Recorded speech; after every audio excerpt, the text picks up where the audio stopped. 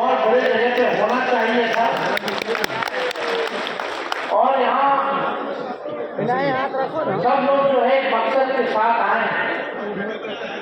आदरणीय लालू जी ने, राष्ट्राध्यक्ष जी ने पार्टी की कोई जिम्मेदारी दी है।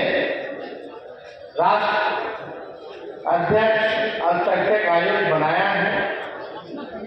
अनवर साहब भी यहाँ है। अब हम लोगों को संगठन को जो है और मजबूत करना है और विस्तार करना है, बूथ को मजबूत करना है। लेकिन जो आज के देश में जो दौर है, इसको भी समझने की जरूरत है। जहां आरएसएस और बीजेपी देश के संविधान की जगह आरएसएस का संविधान चाहती है, लोकतंत्र को मिटा करके तानाशाही चाहती है, ये दौर जो है संघर्ष का दौर। और यहाँ आए हुए तमाम लोगों से मैं गुजारिश करना चाहता हूँ, अपील करना चाहता हूँ कि ये वक्त अपने से लड़ने का नहीं है, बल्कि एकजुट होकर के हमारे दुश्मनों से लड़ने का है और देश के भाईचारे में निकालने का है। अभी आप लोगों ने देखा होगा कि जिस प्रकार से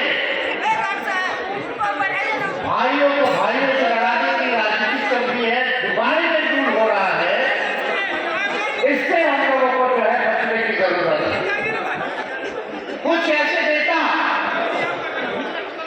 या जो भी, चाहे हिंदू हो या मुसलमान हो, कोई भी नेता अगर भड़काऊ भाषण या भावनाओं को भड़काने का भाषण या राजनीति करता है तो उसका कड़ा विरोध होना चाहिए। अगर तेजस्वी भी भड़काऊ भाषण दे, अगर हम भी धर्म की बात करें, नुकसान की बात करें, तो मेरा भी विरोध होना चाहिए। आज क्या हो रहा है, आप लोग ने एक वायरल देखा होगा, वीडियो ऑडियो चल रहा है फारिसगंज का,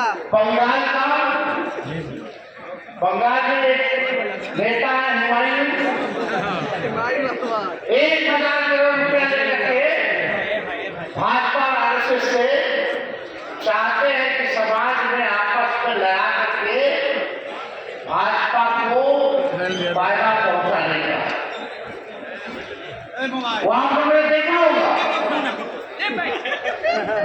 वो लोग कह रहे कि बाबरी मस्जिद की बात करेंगे तो लोग सेंटिमेंट होंगे, जुड़ेंगे, और वहां जो सेक्युलर ताकतें हैं वो हारेंगे।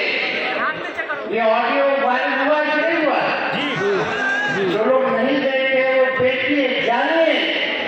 और भाजपा और आरएसएस के डिजाइन को हम लोगों को पहचानने की जरूरत है, जो हमारे भाईचारा अमन चैन को छीनना चाहते हैं, जो दंगा फसाद कराना चाहते हैं, और सदियों से यही काम में वो लोग लगे रहे हैं।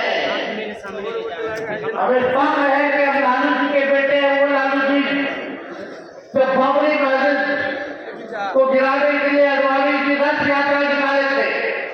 ये बिहार की धरती है जहां लालू जी ने अडवाणी जी को गिरफ्तार करके रथ यात्रा को रोकने का काम किया। और आज भी हम लोगों के ऊपर मुकदमा, पूरे परिवार के ऊपर मुकदमा, लोग जो है बदनाम करने की तोड़ना चाहते हैं। अगर तेजस्वी लॉ एंड ऑर्डर का सवाल उठाता है, बढ़ता है, अपराध का सवाल उठाता है, तो एक झूठा केस जो है उसामा पे करके न्यूज को डाइवर्ट करने का प्रयास किया जाता है, ताकि हम लोगों की बोलता नहीं हो। हम लोगों को कोर्ट बुलाया जाता है कि फंसा करके रखो। लेकिन भाजपा वाले लोग को अभी भी समझ में नहीं आया है कि लालू जी अब तक नहीं झुके, ना झुके हैं, ना झुकेंगे। इंस्पेक्टर शक्तियों से हमेशा लड़ते रहेंगे। जब लालू जी नहीं झुके तो लालू जी का बेटा भी झुकने को तैयार है। हम लोग लड़ने वाले लोग भले ही तंत्र मंत्र से इस चुनाव में बहुत घपला बेईमानी करके लोगों ने सीधे लाने का प्रयास किया, लेकिन हम लोग विचार के पक्के हैं। कोई बता दें कि राष्ट्रीय जनता दल एक ऐसी पार्टी जो बीजेपी से समझौता नहीं किया, लेकिन आज भी आप देखिए अपने विचार पे हम लोग कायम। कई बार किया ऐसे ऐसे केंद्र में बिल लाएंगे, केंद्र सरकार ने बिल लाए पार्लियामेंट में, जिसका हम लोगों ने विरोध किया। सड़क से लेकर सदनों तक कहीं भी आप देखिएगा हम लोगों ने उनके पॉलिसीज को नकारने का काम किया है। जो भी पॉलिसी अल्पसंख्यक भाइयों को तबाह करने के लिए लाया गया है, कभी भी कॉम्प्रोमाइज हम लोग नहीं देंगे। हम लोग हमेशा लड़ेंगे और आप लोगों के समाज का अल्पसंख्यक समाज ने हर बार हम लोगों को आशीर्वाद दिया, एक बार भी बढ़ चढ़ करके हम लोगों को वोट देने का काम किया, ताकत देने का काम किया है।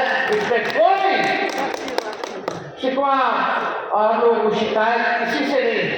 हम लोग सब लोग अपने लोग हैं। लेकिन मैं मानता हूं कि पहले जब हम लोगों का सरकार था तो 40 MLA होते थे अल्पसंख्यक समाज, 35 होते थे। 2020 तक 20 होते थे। अब हम लोग आपस में बंटने लगे हैं तो देखिए संख्या क्या कम हो गई। संख्या कम हुई है, लेकिन हम लोग नौजवान हैं, नए सोच के हैं। तो आने वाला दिन हम लोगों का होगा, जो लगता है वो जीतता है और इस कमियों को भी हम लोग जो आने वाले समय में पूरा करने का काम करेंगे। लेकिन भाजपा के डिजाइन को समझिए, असम में परिसीमन हुआ कि नहीं हुआ? पहले जो 30 मुसलमानों की सीटें थी उसको 20 कर दिया गया। आज वही 20 सीटों पर मुसलमान भाई को हराने के लिए लड़ रहा है। इससे हम लोगों को बचने की जरूरत है। ये लोग तो चाहते हैं देश का संविधान बदल दे, और संविधान तभी बदल सकते जब 3/4 ये सत्ता में है। जहां भी विपक्ष की सरकार है वहां लोग गिराना चाहता है, ताकि अपने हिसाब से लोग संविधान में बदलाव करें। संविधान में बदलाव आएगा तो आप समझ जाइए, जो पिछड़े समाज के लोग हैं तो पिछड़े समाज के लोग हैं, दलित समाज के लोग हैं, पिछड़े समाज के लोग हैं, ये लोग उन लोगों को देखना नहीं चाहते। तानाशाह वाला काम ये लोग करना चाहता है। और हम सब लोग इतनी बड़ी संख्या में हम लोग आए हैं, यहाँ मंच पे बैठे हर एक नेताओं की जिम्मेवारी है कि पार्टी को और मजबूत करें, जमीन को और हम लोग मजबूत करें, ताकि आने वाले चुनाव में या आने वाले कभी भी संघर्ष के दौर में हम लोग एकजुट होकर के उन प्रकार शक्तियों से लड़ने का काम करें। सब लोग यहाँ जुटे हैं, लेकिन हम लोग सब लोगों को एक साथ रहना है, एक साथ काम करना है। अब बात कीजिएगा सेक्युलरिज्म की, अब फिर यहाँ भी भड़काने वाली भाषाएं अगर बोली जाएगी, धार्मिक बातें भड़काने वाली बात बोली जाएगी, तो दोनों चीज एक साथ नहीं चल सकता। इसलिए जो समय की मांग है एक साथ हम लोगों को रहना है, एकजुट रह करके हम लोगों को संघर्ष करने की जरूरत है। और आने वाले समय में भी हम सब लोग मिलजुल करके, कुछ खामियां हुई होंगी, गलतियां हुई होंगी, उसको मिलजुल करके हम लोग सुधारने का काम करेंगे और फिर से मजबूत हम लोग बन करके उभरने का काम करेंगे। तो आप सब लोग इतने बड़ी तादाद में यहाँ आए हैं, सुबह से लोग आए हैं, आप सब लोगों का हम शुक्रिया करते हैं।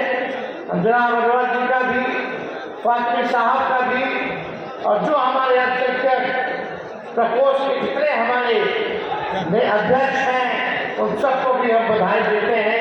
एक सफल कार्यक्रम जो है आप लोगों ने करने का काम किया है। और अब तो